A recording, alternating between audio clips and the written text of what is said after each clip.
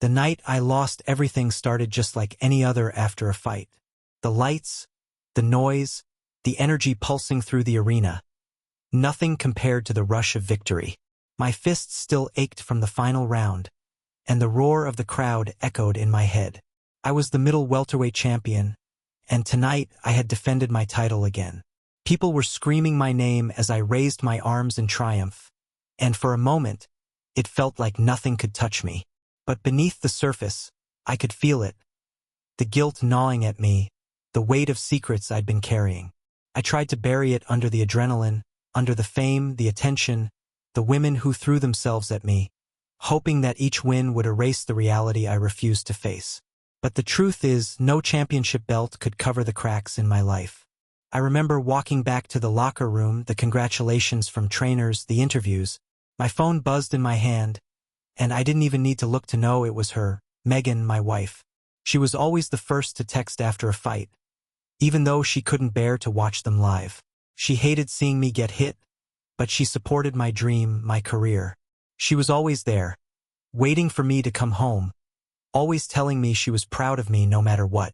I should have been racing back to her, should have been thinking about her smile, the way her arms wrapped around me when I got home. But instead, my mind drifted to someone else. A different face, different lips. It had started a few months ago. At first, it was nothing serious, or at least that's what I told myself. Just flirting, a distraction, a release from the pressures of the gym, the media, the weight of being a champion. Her name was Lisa, and she was different from Megan in every way. Younger, less complicated. She didn't ask about my fights, didn't worry about the future. All she cared about was the moment, and in those moments I felt like I could breathe. That night, after my victory, I should have gone home. I should have kissed Megan and told her how much I loved her, how everything I did was for us. But instead, I found myself slipping into a hotel room with Lisa, knowing I was about to make a mistake I couldn't take back. The room was dimly lit, the sound of the city outside barely penetrating the thick curtains. I could smell her perfume as soon as I walked in, and it was intoxicating. She was sitting on the edge of the bed, her eyes locked on mine. There was no hesitation in her gaze, no second thoughts. And for a moment I let myself believe it was simple, that I could have this part of my life separate from everything else, that it didn't have to mean anything. But as I stood there, the reality hit me like one of the punches I'd thrown earlier in the night. This wasn't just some harmless affair. This wasn't a secret I could keep. I was betraying the woman who had stood by me through everything. The injuries, the losses, the nights when I wasn't sure I could keep going. And for what? For a fleeting thrill? For a woman who didn't even know the real me? I wanted to stop. I wanted to turn around and walk out. But something inside me was broken, and I couldn't figure out how to fix it. So I stayed. I let it happen. I gave in to the moment, even though I knew it would cost me everything. Afterward, as I lay in the dark next to Lisa, the guilt felt like a weight on my chest, crushing the air out of me. Couldn't sleep. I couldn't think about anything but Megan, about how she was probably lying in bed, waiting for me to come home. She trusted me. She believed in me, and I had thrown it all away for nothing. The next morning, I woke up early, slipping out of the hotel before Lisa even stirred. I couldn't face her, couldn't face what I had done.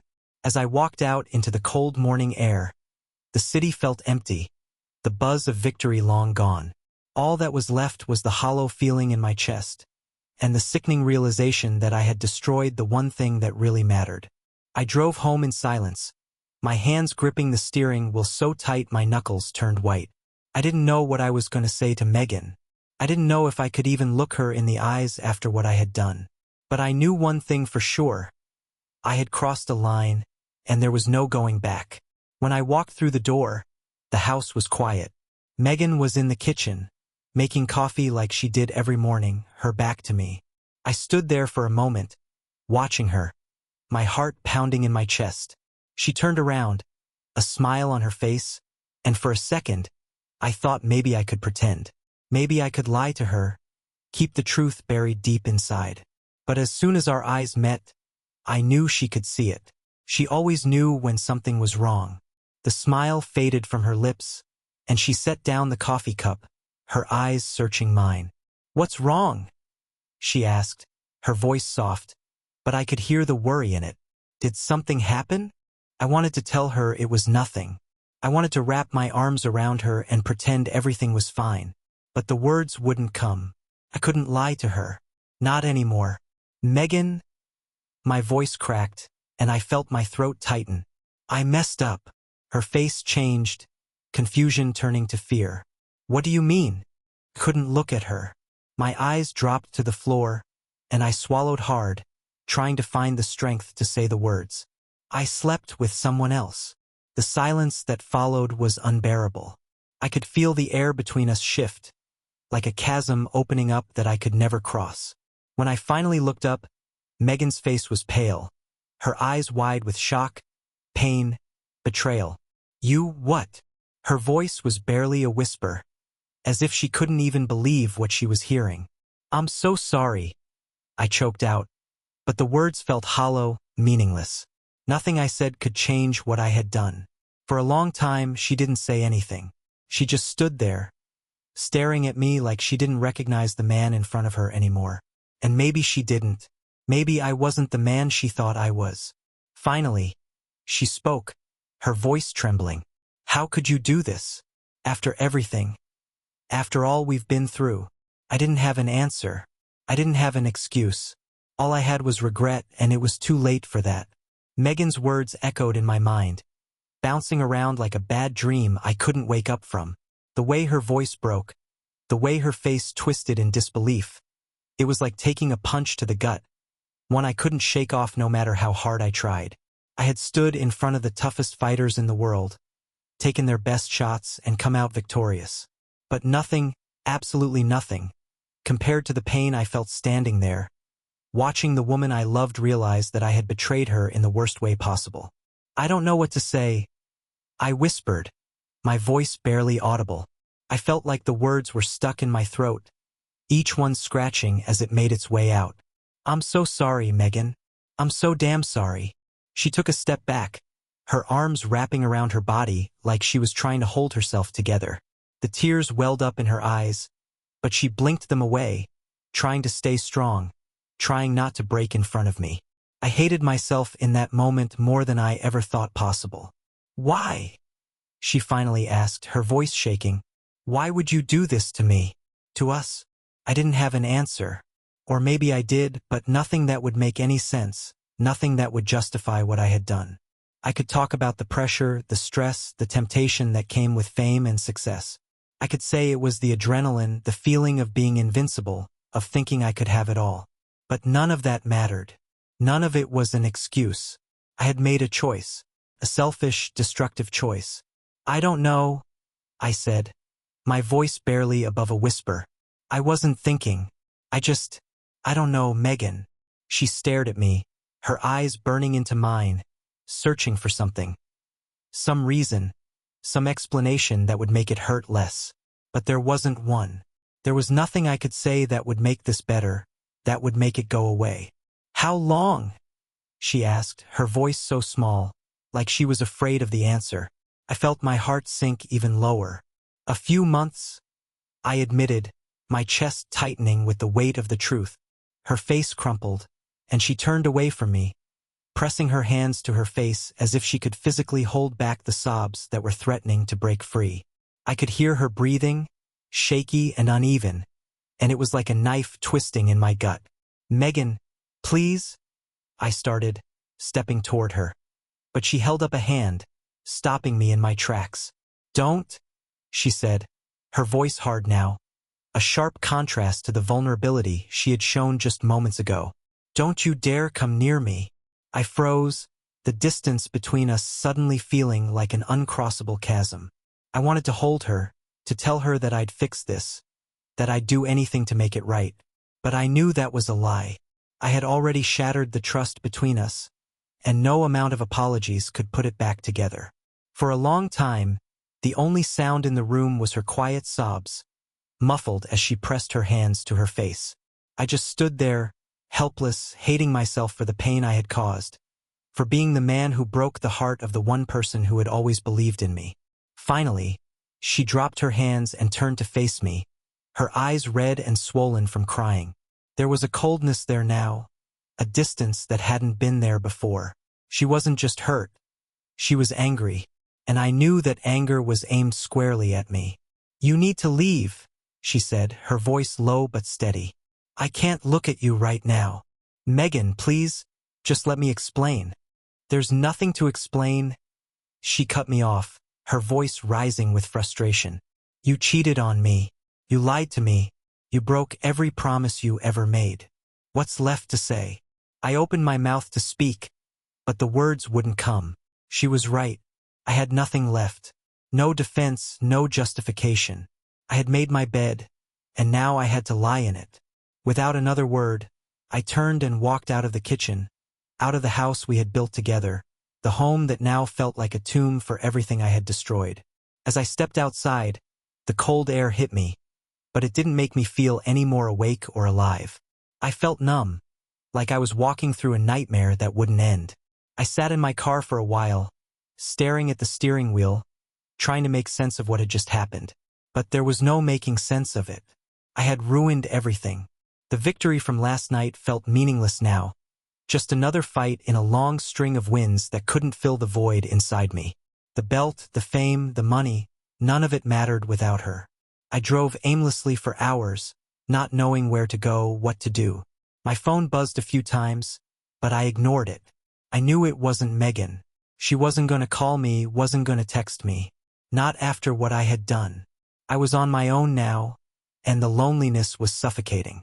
Eventually, I found myself outside a bar, the kind of place I hadn't been to in years. It was dark, dingy, the kind of spot where nobody cared who you were or what you had done.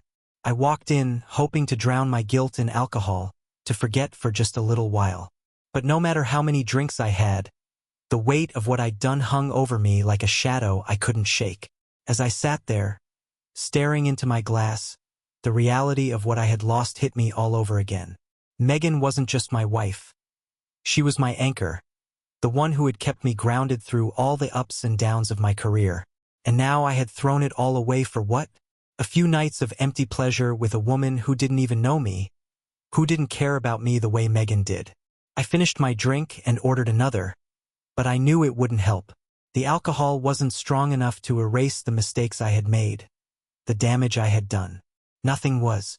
As the night wore on, I felt the weight of my choices pressing down on me harder than any opponent ever had in the ring. This was a fight I couldn't win. The hours dragged on, and I stayed in that bar, sinking deeper into the pit I'd dug for myself. Each drink felt like a feeble attempt to numb the guilt, but the more I drank, the clearer it all became.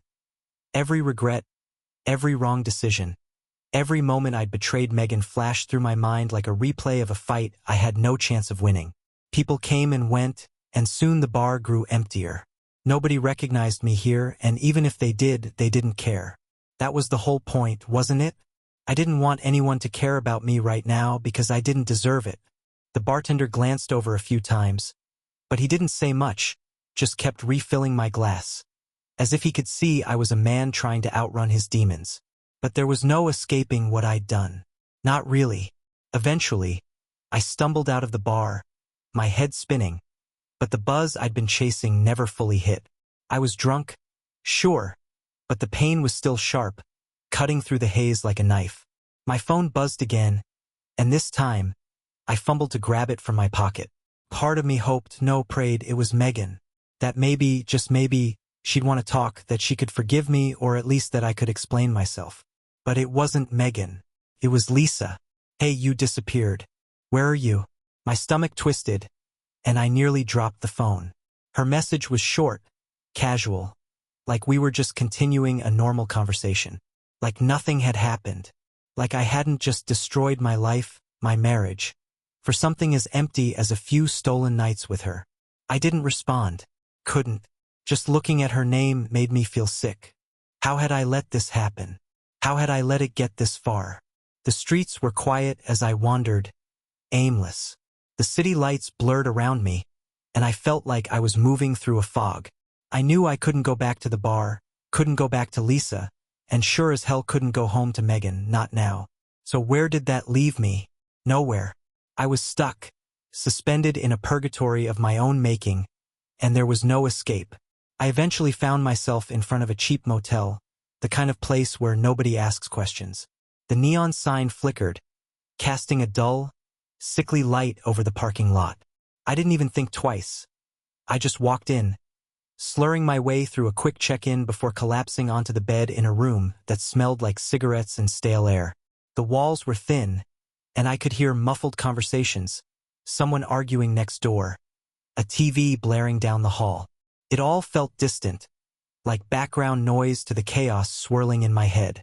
I lay there, staring up at the ceiling, trying to block out the images of Megan's face, the way her expression had crumbled when I confessed, the way her voice shook as she told me to leave. I couldn't get it out of my mind, no matter how hard I tried. What was I thinking? I'd been so damn focused on the rush, the adrenaline, the need to escape the pressures of my career, that I didn't realize what I had right in front of me. I had everything. A wife who loved me, a career most people would kill for, and I threw it all away for nothing. Eventually, exhaustion took over, and I passed out, but even in sleep, there was no peace. My dreams were haunted by the same guilt, the same shame. I woke up the next morning feeling worse than ever, my head pounding from the hangover, my body heavy with regret. I knew I had to face the music. I couldn't run forever. Megan deserved more than that, even if I wasn't sure she could ever forgive me.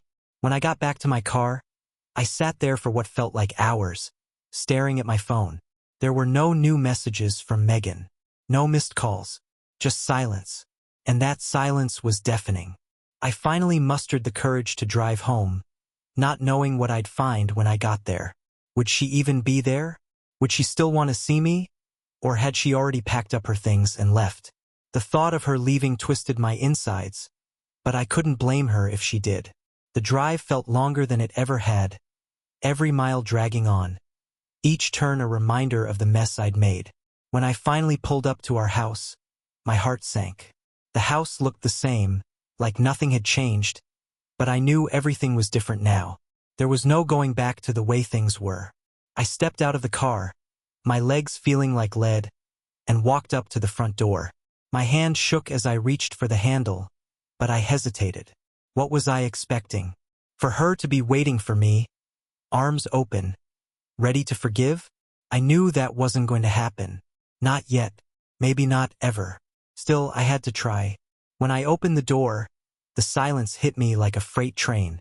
The house was eerily quiet. No sound of Megan in the kitchen, no TV playing in the background.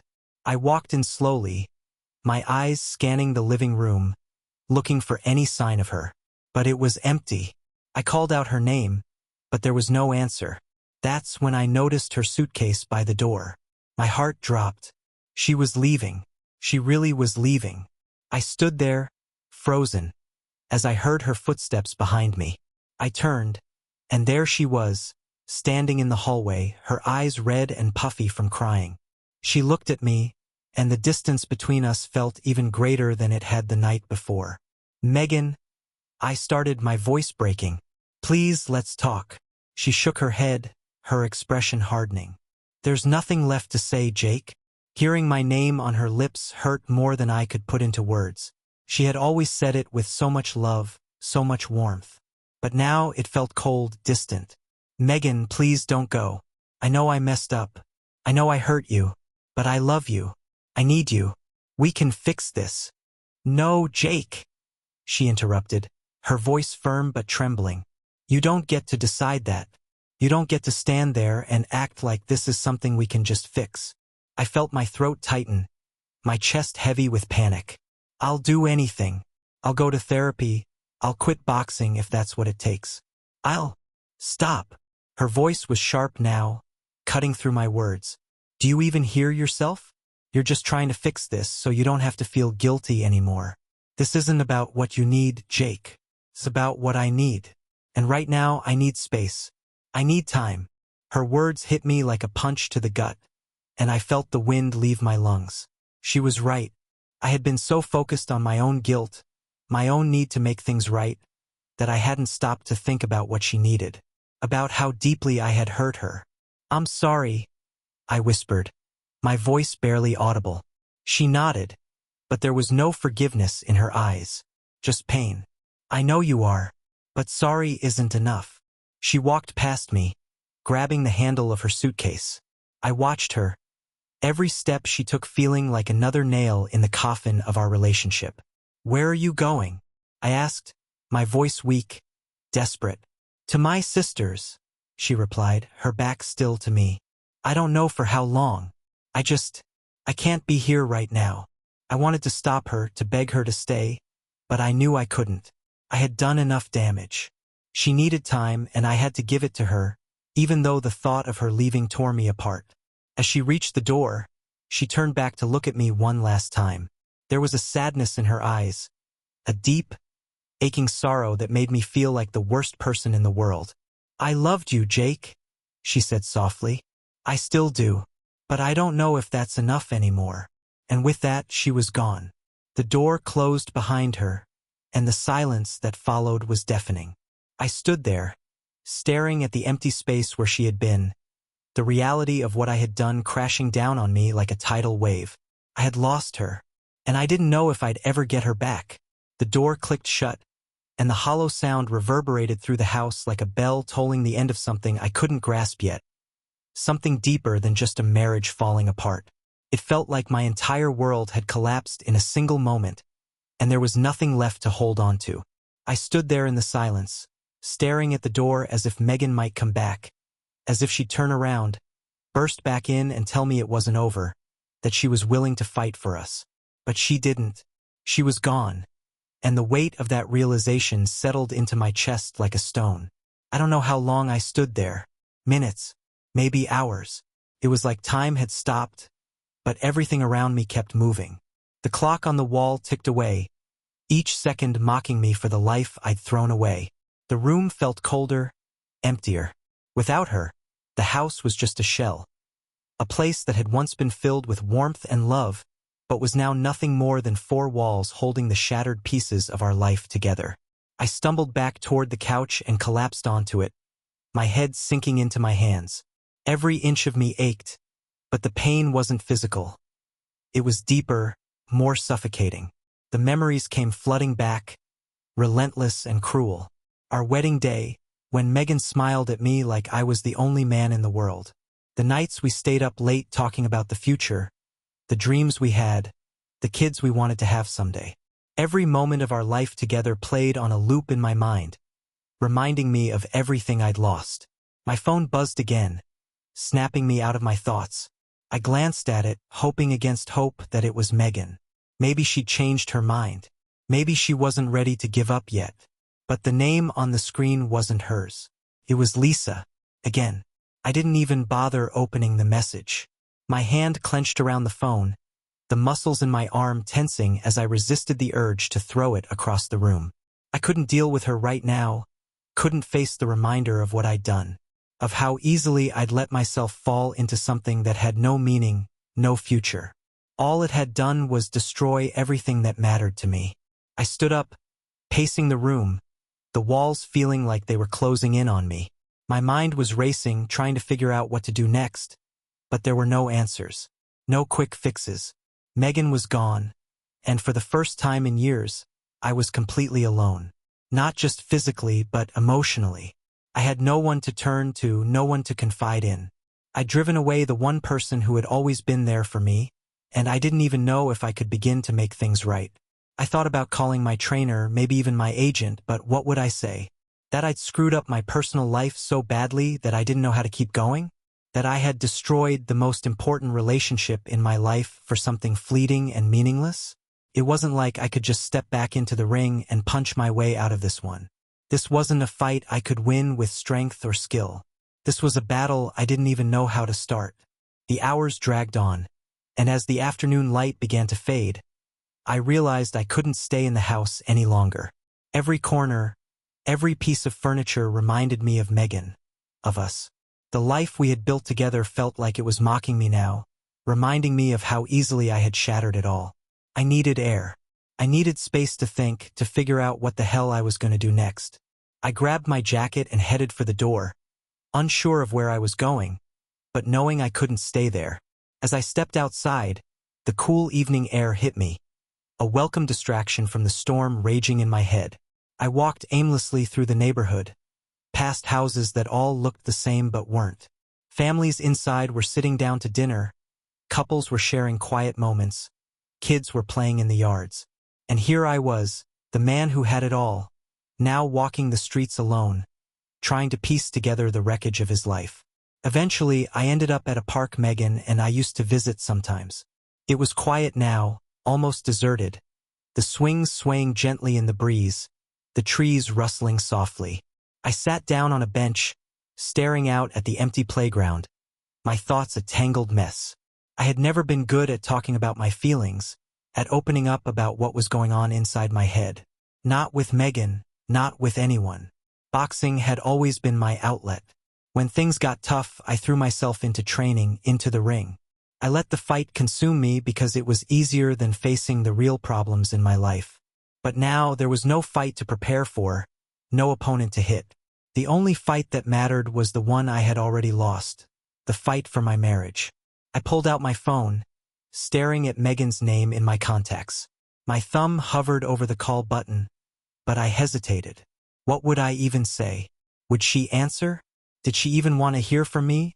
Or was she already making plans to move on, to get as far away from me as possible? The thought of her leaving, of her never coming back, twisted something inside me, but I didn't know how to fix it.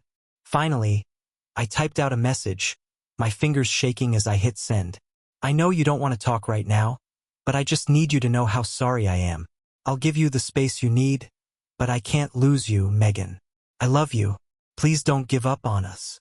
I stared at the screen, waiting for the little dots to appear, hoping for some kind of response. But there was nothing, just the empty screen staring back at me, mocking me with its silence. She wasn't going to answer. Not now. Maybe not ever. The realization hit me hard, and I felt my chest tighten, my throat closing up. I had lost her, really lost her, and there was nothing I could do to change that. I could apologize a million times, could promise to do better, but it wouldn't erase what I had done. It wouldn't take away the betrayal she felt, the pain I had caused. I sat there for what felt like hours, watching the sun dip below the horizon, the sky turning dark. The park grew quieter, and soon, it was just me and the wind, the rustle of leaves the only sound breaking the silence. I had never felt so alone in my life. When I finally got up and walked back to the car, the weight of everything pressed down on me even harder. The house was dark when I returned, and stepping inside felt like stepping into a tomb. The silence was suffocating, and I didn't bother turning on the lights. I just sat on the couch, staring into the darkness, my mind replaying the last conversation with Megan over and over again. Couldn't sleep that night. Every time I closed my eyes, I saw her face, the hurt in her eyes, the way her voice had cracked when she told me she couldn't stay. It was a pain I couldn't run from, couldn't hide from. And as the hours stretched into the early morning, I realized that this was my new reality. A life without her. Days passed, but they all blurred together. I stopped going to the gym, stopped training. The guys from the team reached out, but I ignored most of the calls. I couldn't face them, couldn't pretend like everything was okay when it wasn't. The few times I answered, I made excuses, told them I needed a break, that I was laying low for a while. But the truth was, I didn't know how to get back to the life I had before. Everything felt different now, like I was walking through a fog with no end in sight. Megan didn't come back. I didn't expect her to. But every day that passed without hearing from her felt like another nail in the coffin. I kept checking my phone, hoping for a response, but nothing came.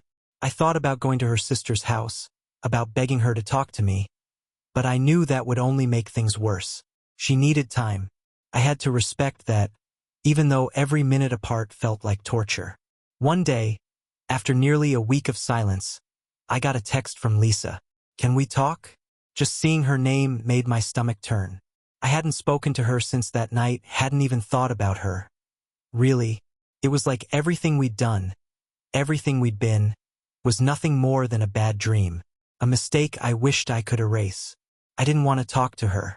I didn't want to hear her voice, to be reminded of the part one had played in ruining my marriage. But I knew I couldn't ignore her forever. So, reluctantly, I texted back. "I don't think we should talk anymore, Lisa." Her reply came quickly. "I get it. But I just need to explain something. Can we meet? One last time?" I stared at the screen, my heart pounding. I didn't want to meet her. I didn't want to see her face. Didn't want to confront the reality of what I had done. But something in me, maybe guilt, maybe a need for closure, made me agree. We met at a small cafe downtown, a place far enough from my usual haunts that I wouldn't be recognized. When I walked in and saw her sitting there, looking nervous, I felt a pang of regret.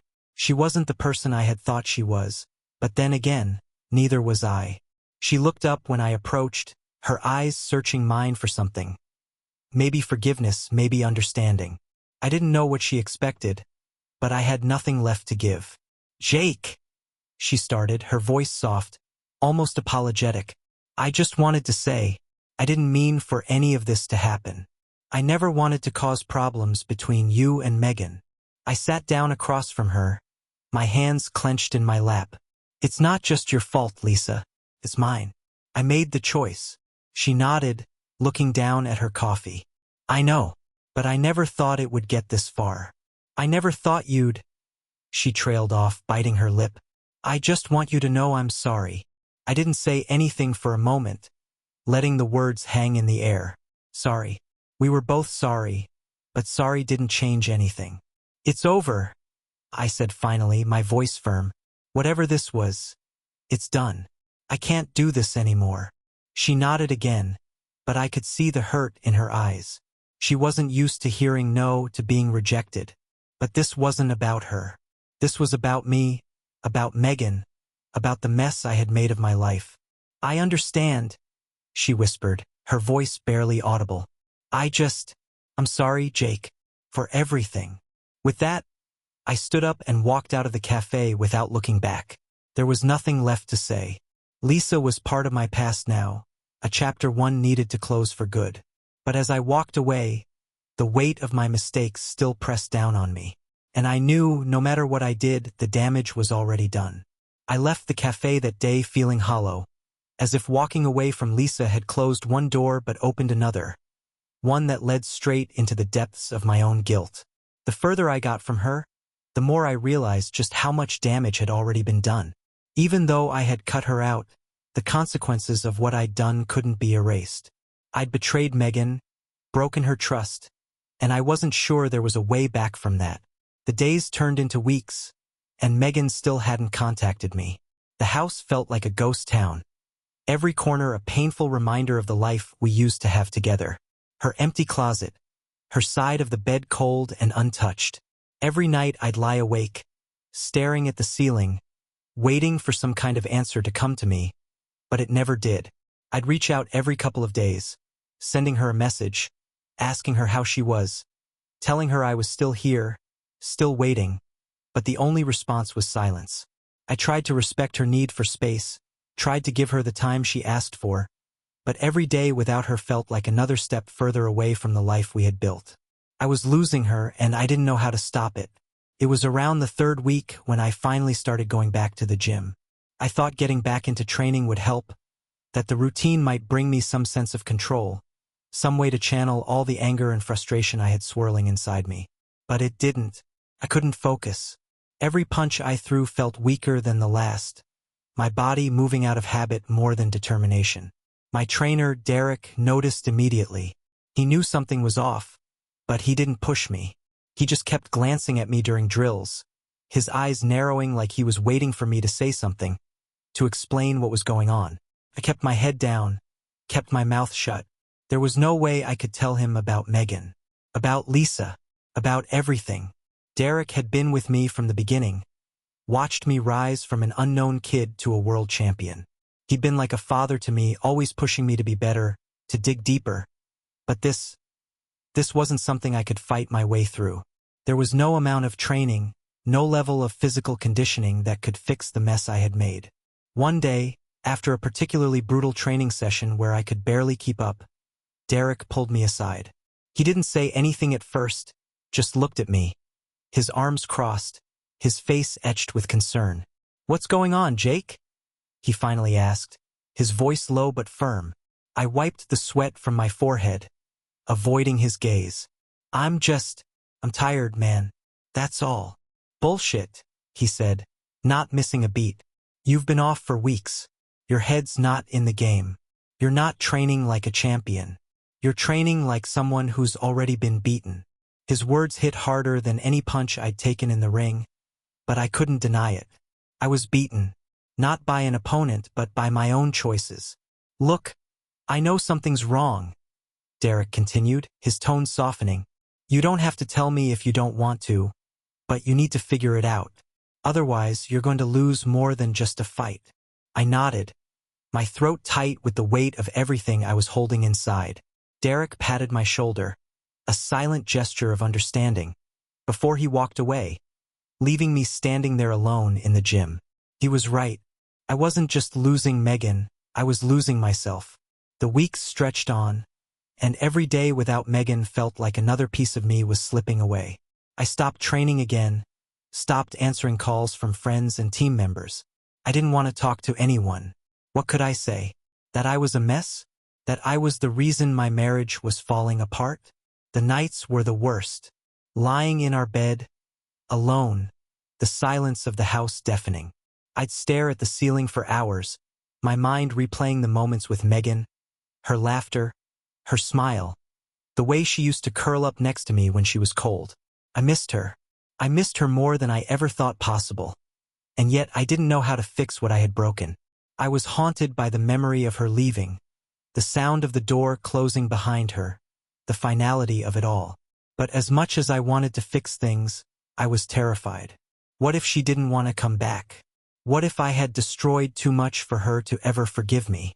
The thought of her moving on, of her finding someone else, kept me up at night, my heart racing with jealousy and fear.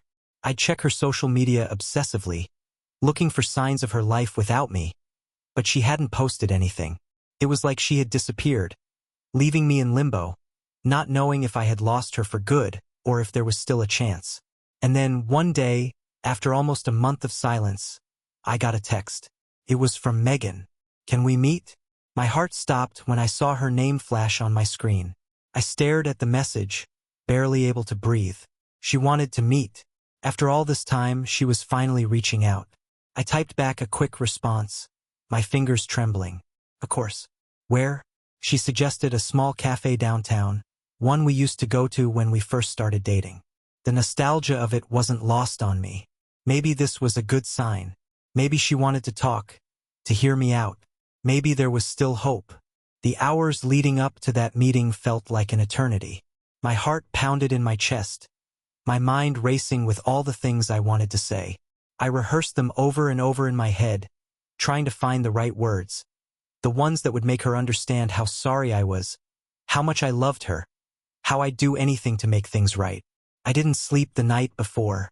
I just lay there, staring at the clock, counting down the minutes until I could see her again. When I arrived at the cafe, my palms were sweaty, my nerves shot. I sat at a small table near the window, watching the door, waiting for her to walk in. Every time the door opened, my heart leapt, but it wasn't her. Not yet. And then, finally, she walked in. Megan looked the same but different. Her face was more guarded now, her eyes carrying a weight that hadn't been there before.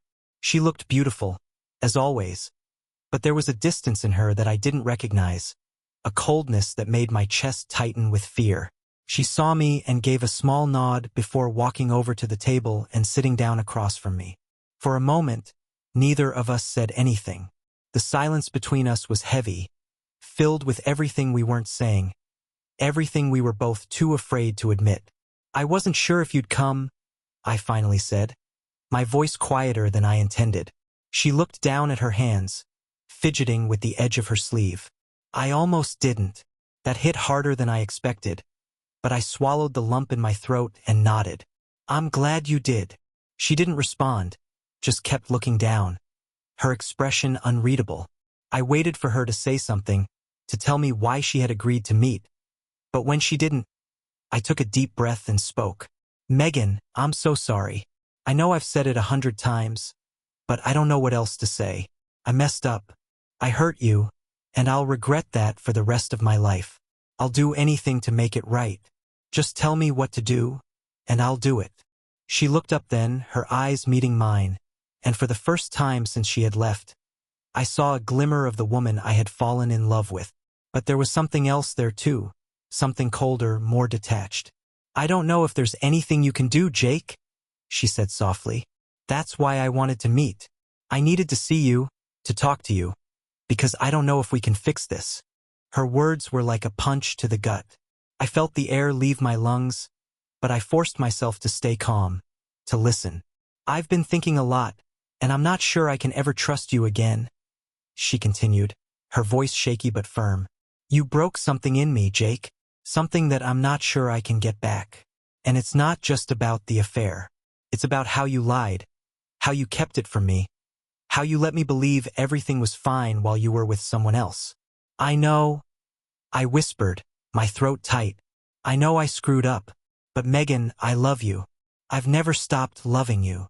She shook her head, her eyes filling with tears. Love isn't enough, Jake. Not anymore. You can't just say you love me and expect that to fix everything. I need more than that. I need to know that I can trust you again. And right now, I don't know if I ever will. Her words hung in the air, heavy and final. I wanted to fight, wanted to beg her to give me another chance. But I could see the pain in her eyes, the hurt I had caused. I couldn't force her to forgive me. I couldn't make her stay if she didn't want to. I don't want to lose you, I said quietly, my voice breaking. Please, just give me a chance to prove that I can be the man you deserve. She wiped away a tear, her hands trembling. I don't know if that's possible, Jake. I don't know if I can ever look at you the same way again. The silence that followed was unbearable. I wanted to reach out, to hold her, to tell her that everything would be okay. But I knew that wasn't true. Nothing was okay. Everything was broken, and I didn't know how to fix it. Finally, Megan stood up, her hands shaking as she grabbed her purse. I need time. I don't know what's going to happen, but I need more time. I stood up too, my heart pounding in my chest. I'll wait, I said, my voice thick with emotion. I'll wait as long as it takes. She gave me one last look, her eyes filled with sadness, before she turned and walked out of the cafe. And just like that, she was gone again, leaving me standing there, alone, with nothing but the weight of my mistakes and the uncertain hope that maybe, just maybe, she would come back. But deep down, I wasn't sure if she ever would. The cafe door closed behind Megan, and I just stood there, rooted to the spot, watching her disappear into the busy street. I had hoped that this meeting would give me some sort of closure or clarity, but instead, I was left in limbo, holding on to a threadbare hope that she might come back, but not knowing if she ever would. I sat back down at the table, my head in my hands, replaying everything she'd said. She needed time, time to heal, time to decide if she could ever trust me again. I understood that. Hell, I couldn't even trust myself right now. I'd made choices that had destroyed everything we'd built, and no matter how much I wanted to fix it, I couldn't change the past. Days went by after that meeting, but nothing changed. I sent Megan a few more texts, checking in, letting her know I was still here, still waiting, but she didn't respond.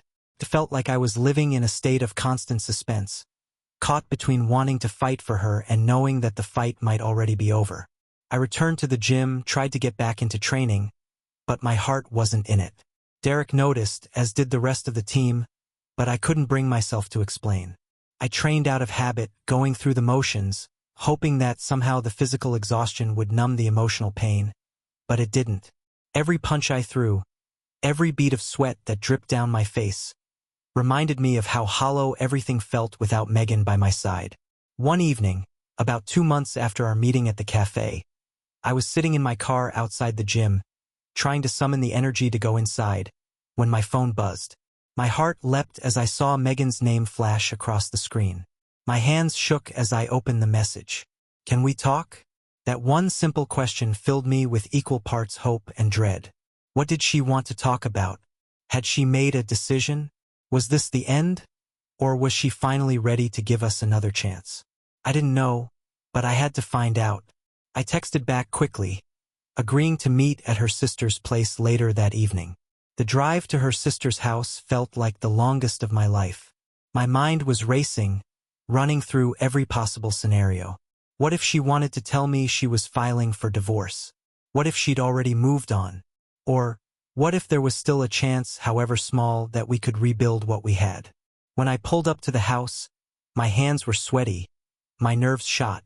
I walked up to the front door, my heart pounding in my chest, and knocked. Megan answered a few moments later, looking calm but tired, like the weight of the past months had taken its toll on her too. There was something different about her, though, something I couldn't quite place. She stepped aside to let me in, and we sat down in the living room. The silence between us was thick, heavy with all the things that had been left unsaid. Finally, Megan broke the tension. "I've been doing a lot of thinking," she started, her voice steady but soft. "About us, about what happened, about what I need." I nodded, my throat tight, unable to speak. I knew whatever she was about to say would change everything. "I loved you, Jake," she continued, her eyes locking with mine. "I still love you, but love isn't always enough to fix things."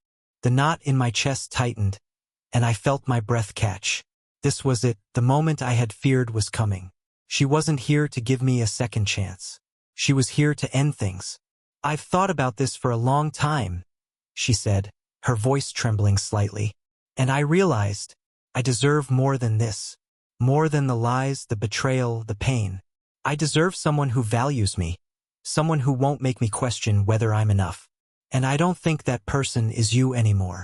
Her words hit me like a freight train, each one cutting deeper than the last. I wanted to protest, to beg her to reconsider, but deep down, I knew she was right. I had broken something between us that couldn't be fixed with apologies. The damage was done, and there was no going back. "I'm sorry," I whispered, my voice cracking. "I'm so sorry, Megan. I never meant to hurt you." She nodded, tears welling in her eyes. "I know, and I believe you, but it's not about what you meant. It's about what you did." We sat in silence for a few moments, the reality of her words sinking in. I had known this was coming, but hearing it out loud made it real in a way I hadn't been prepared for. This was it, the end of us. "I've already spoken to a lawyer," she said quietly. "We can do this as amicably as possible. I don't want to drag it out. I just want to move on. I think we both need that." I nodded, unable to find the words. There was nothing left to say, no fight left to be had. She was done, and I had to respect that. "I'll always care about you, Jake," Megan added, her voice soft but firm. "But I can't be with someone I don't trust." She stood up then, and I followed suit, feeling the weight of finality pressing down on me. We walked to the door in silence, the unspoken words hanging between us like a ghost of what once was. As I stepped outside, I turned back to look at her one last time. "I hope you find what you deserve, Megan," I said, my voice raw with emotion. She gave me a sad smile, tears brimming in her eyes. "I hope you do too." And with that, she gently closed the door, and the sound of it echoed through the quiet street. It was over. I stood there for a long time, staring at the closed door, feeling the weight of the moment settle over me. Megan was gone, and this time it was for good. There was no more waiting, no more hoping. I had lost her, and it was all because of the choices I'd made. The drive home felt like a blur, my mind numb with the finality of it all. I had always prided myself on being able to fight my way through anything, to overcome any obstacle in the ring. But this was a fight I couldn't win. Megan wasn't an opponent to be beaten. She was a woman I had let slip away because I couldn't keep my own demons in check. When I got home, the silence was overwhelming. The house felt emptier than ever before, like the air itself had been sucked out, leaving nothing but the hollow echoes of memories. I sat down on the couch, staring at the blank walls, the loneliness pressing in on me from all sides. It was over. My marriage, my life as I had known it, gone. I didn't know what the future held. For the first time in my life, I didn't have a plan. There was no fight to prepare for, no championship to chase. The only battle now was with myself, and I wasn't sure I knew how to win that one. But as I sat there, lost in the emptiness of the house, one thing became painfully clear. I had to figure out how to live with the man I had become. Because Megan was right, I needed to be better, not just for her, but for myself. I had to find a way to pick up the pieces, to rebuild the parts of me that had shattered when I betrayed her. I didn't know where to start, but I knew one thing for certain. I couldn't run from my mistakes anymore. I had to face them head-on, even if it meant starting from nothing. Even if it meant living with the regret for the rest of my life. So that's what I did. One day at a time, I tried to piece my life back together. It wasn't easy, and some days it felt like I was still drowning in the guilt, the loss, but I kept going. Because that's what Megan would have wanted, for me to fight, even if it was the hardest battle of my life. And maybe one day, I'd finally be able to forgive myself.